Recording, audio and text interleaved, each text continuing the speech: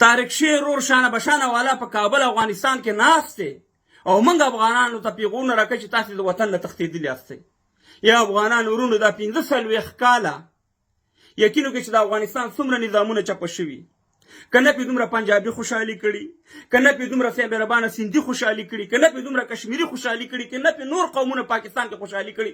خو شانه بشانه والا او زه د پاک پوش سره ولاړ یم، دغه ښکته پښتانه دي سیب مهربانه د افغانستان په تبعي په بربادۍ په بېعزتۍ باندې خوشحاله شوي، ډانسونه یې کړي، مټاینې تقسیم کړي، ویډیوګانې پرتې دي او پیغورونه دي چې سیب مهربانه موږ ته یې راکوي چې افغانانو تاسې له موږ ځای درکړی، تاسې نه موږ مردار هستئ او تاسې پلاني هستئ، مهاجر هستئ. مګر همدا ټک د پول نه چې واوره ما د پنجابي خان به یې وي، نه پنجابی ماته دا پیغور راکوي، نه ماته کشمیری دا پیغور راکوي، نه ماته سندی دا پیغور راکوي. پنجابیان او کشمیریان او سندیان راوچت شو، هغه وایي چې موږ افغانستان سره زیاتې کړې، ویډیوګانې پرتې دي چې موږ افغانستان خرڅ کړی، موږ د افغانانو وینه خرڅه کړې، موږ پې تجارت کړی. مګر شانه بشانه والا زما پیغورونو ته اوسه پورې ناست دی. و طارق شیر وروره ته تللی ګران افغانستان ته، همداسې ته کبیر افریدی صاحب تللی، مولا هم راوله، هر کله راشي، دا ستاسې د پلار نیکه وطن دی، موږ در باندې کم احسان نه کوو. خو دلته دی چې طارق شیر چې ته په کابل کې ناست یې او ته موږ ته وایې چې افغانان تښتېدلي دا وطن یې پرېښی. زه پوهېږم چې تا ویډیو کړې، بښنه دې غوښتم ده، خو بیا د آینده دپاره چې ته لږ هوښیار شي، ځکه موږ د نه افغان مسلمان پښتون د نه جوړو او ته لنګ پسې منډې وې او دا دې ویلې چې افغانان د دې ځای نه تښتېدلي. او ته په دې ګریوان کې سوچ وکړه چې ستا څومره پوځیان تښتېدلي، څومره پاکستانیان دي په دنیا کې مهاجر دي. وګوره د افغانانو تعداد دې وګوره، د پاکستانیانو تعداد دې وګوره، 40-50 لکه، خو تاسې په صرف په خلیجي هېوادونو کې هستئ، 15 لکه په لندن کې هستئ او بیا هلته ناست او دا خبره کوي چې ما ته زه خو پاکستانی یم او دا پاسپورټ یې ما ته راکړی. پاکستان دا ټک پول نه دی، خو موږ نه منو ښه، که تا له پاکستانی پاسپورټ هم درکړی خپل کار کوه وروره. موږ ته یې دلته د برطانیې پاسپورټ راکړی دی، د لندن د انګلینډ داسې ډېر افغانانو اخیستي د مختلف ملکونو پاسپورټونه، خو موږ ځان ته وایو چې اول موږ مسلمانان یو، بیا افغانان یو، بیا چې دی سټیزنشپ یې راته راکړی د برطانیې. ته ماته چې د برطانیې پاسپورټ ډېر قیمت لري که ستا د پاکستان پاسپورټ قیمت ډېر لري او ته هغې ځینې راځي پیغورونه موږ ته راکوي.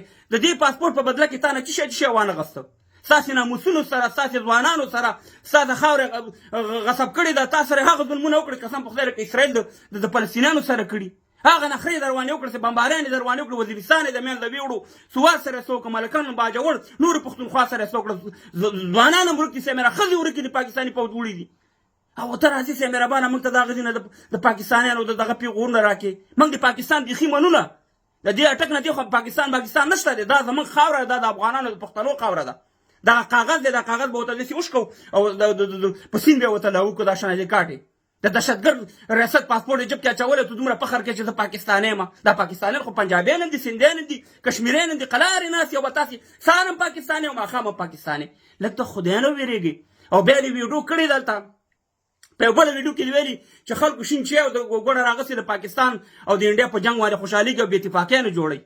موږ کله ستا په جنګ باندې خوشحاله شوي؟ موږ چې دا د انډیا او د پاکستان جنګ و، موږ خو دا نه دي ویل چې پښتونخوا کې د جنګ وشي یا ستاسې باندې د بمباریان وشي. موږ ویل چې که جنګ کوي نو لر او بر هغه هندو دي سره یې کوي. او بیا چې ته ماته دا پیغور راکړې، دا جنرال پیک چې په کابل کې دا شودو چې پیاله راواغسته، همدا تاسې پې خوشحالیانې ونه کړه شانه بشانه والا. د افغانستان هم تباه او برباد نه کړو. په همدغه کابل کې چې ته ناست یې، دا کابل د خاورو سره خاورې او دا د چا د لاسه؟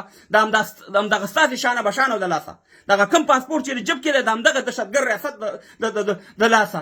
نن چې په افغانستان کې امن راغلی، په افغانستان کې سیمې ربانه پرمختګ راغلی، ته تلې کاروبار ته خپل کاروبار دې کوه، ستا څه کار دی چې ته افغانانو ته پیغورونه ورکړې؟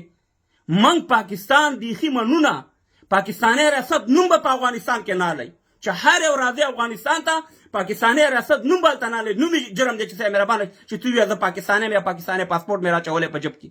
موږ نه منو د پاکستان ریاست په یو قیمت یې نه منو. ته به منې، ته به غلام یې، موږ یې غلامان نه یو، موږ پېژندلی دی.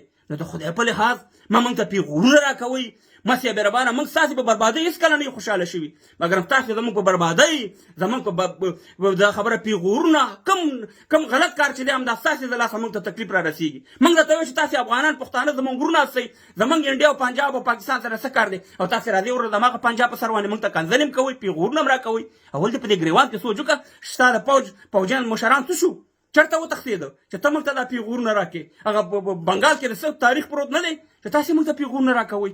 لږ د خدای په لحاظ باندې که سمه خبره کولی شئ ویې کوئ، مګر غلطه خبرې په دې میډیا کې افغانانو ته مه ورکوئ.